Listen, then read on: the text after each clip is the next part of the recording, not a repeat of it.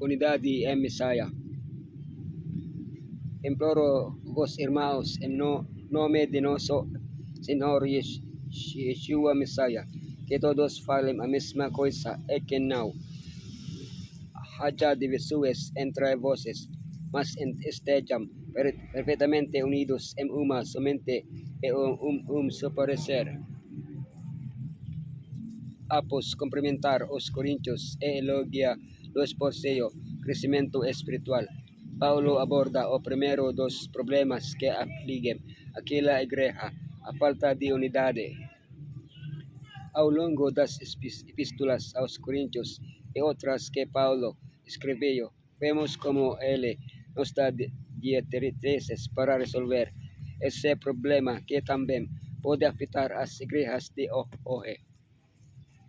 Um ponto é claro desde o início: a unidade na igreja não pode ser alcançada pelo esforço humano. Sofocando em Yeshua podemos chegar à unidade.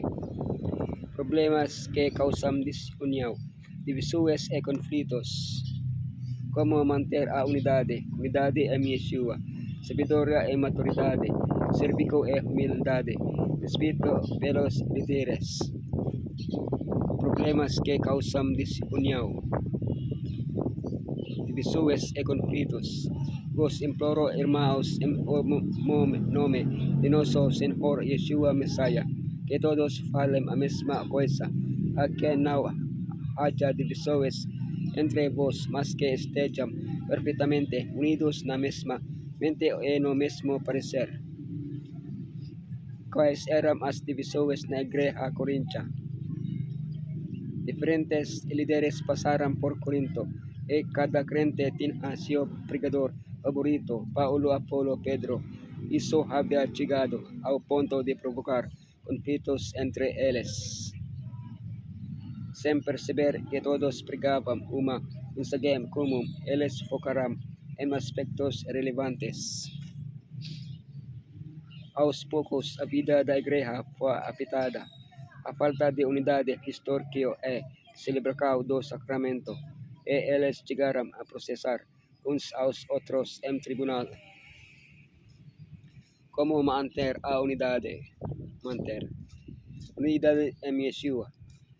Elohim fiel por quem foste chamado a comunhão com seu Filho, Yeshua Messiah nosso Senhor. Messiah está dividido.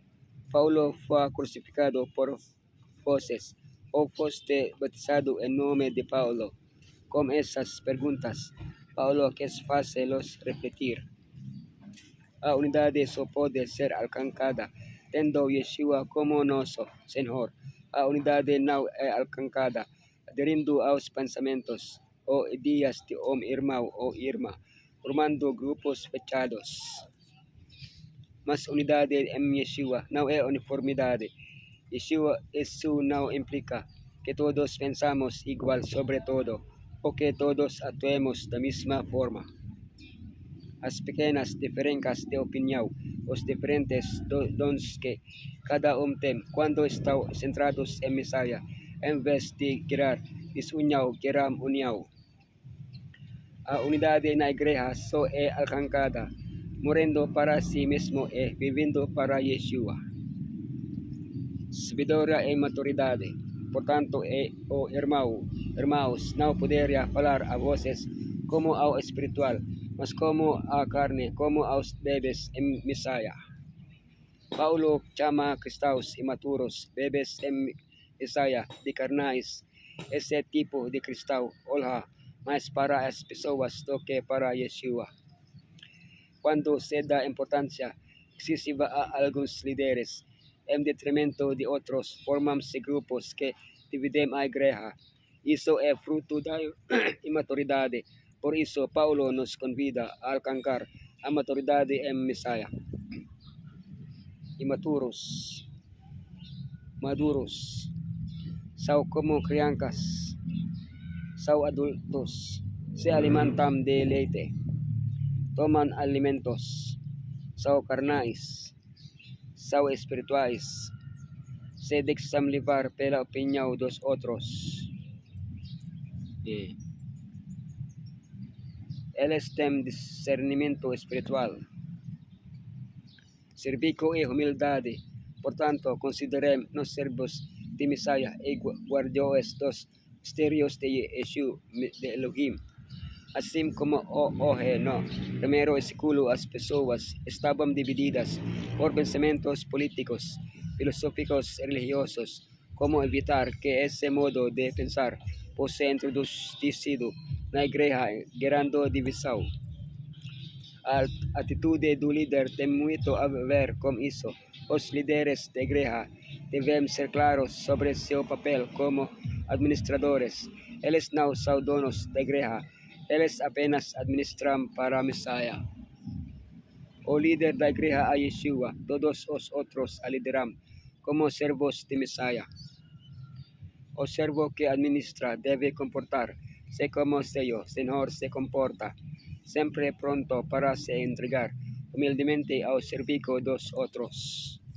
Que unidade haveria na igreja se todos nós, não apenas os líderes, mas cada membro agissemos dessa forma? Respeito aos líderes. Agora é exigido aos administradores que todos sejam considerados fiéis. Só porque existem rivalidades e facões em torno dos líderes, não significa que devemos descartá-las. Pelo contrário, Paulo apoia e defende o ministério de Apolo e seu trabalho em Corinto. Quando os líderes agem fielmente, são dignos de honra, mas mesmo quando não recebem essa honra, permanecem fiéis porque sabem que é Elohim em pessoa e não os homens quem deva julgá-los. Líderes cristãos seguem os passos de Yeshua estando dispostos a sofrer por seus irmãos e irmãs. É necessário a morrer por seu ministério. Nem líderes nem membros são chamados a lutar ou discutir entre si, mas a se unir para exaltar Yeshua e pregar a mensagem da cruz. Nada pode aperfeiçoar a unidade na igreja além do espírito da presença Crista. Satanás pode semear discórdia, apenas Messiah pode harmonizar os elementos discordantes. Quando, como trabalhadores individuais da igreja, amamos a Elohim acima de tudo ao próximo como a nós mesmos, então não haverá esforços laboriosos para unir. Haverá unidade em Messiah, ouvidos fechados a notícias, e ninguém censurará seu próximo. Os membros da igreja vão valorizar o amor e a união e serão como uma grande família. Então laveramos ao mundo as credenciais que testemunharão que Elohim enviou seu Filho ao mundo.